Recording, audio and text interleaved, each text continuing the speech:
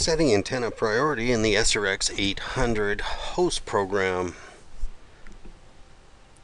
First off, you must be logged on. So I've already hooked up with the USB here, and you must be in setup mode.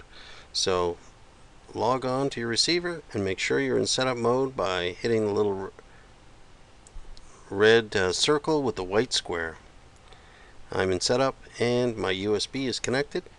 Now, another good rule of thumb is to remove all data that's on board the receiver. You can either download it, which you would do normally if you've come to a receiver. In my case, I've just been doing some testing in my office, so I'm going to just reset the data memory. It'll give you a warning sign. You say yes and then exit, and now you have no memory on board. You can change frequencies or antennas without any problems. Go to your project editor, and most importantly, go live. It'll show you what's on board. I have Low-Tech 3. This is code set 2000, 212 codes, sensor capable.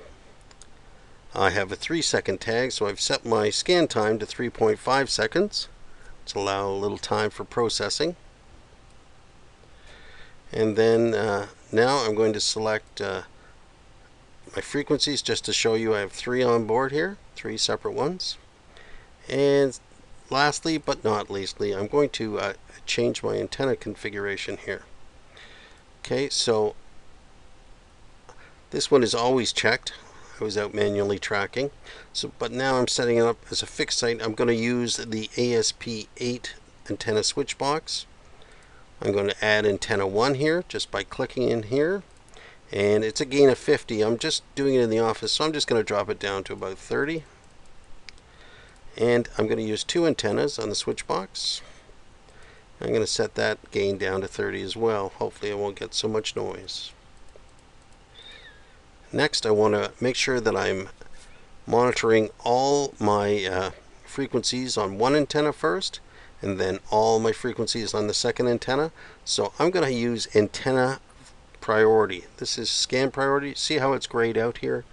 To change that, just hit the down arrow here and just say select one antenna just for a few moments, and then click the down arrow here, select antenna priority, and then remove any master. And not using a master, but we have antenna priority, so that means we're going to scan one antenna for the 3 frequencies. And you must send this to the receiver so it accepts it, and then go back and we'll just check it out in the editor here. We're just going to be able to see it in live view. So we're going to just start the data log, and we're going to look at live view and watch what happens. It's going to start with the first frequency, then the second frequency, and finally the third frequency on antenna 1. I missed it by selecting live view, but we'll see it in number 2.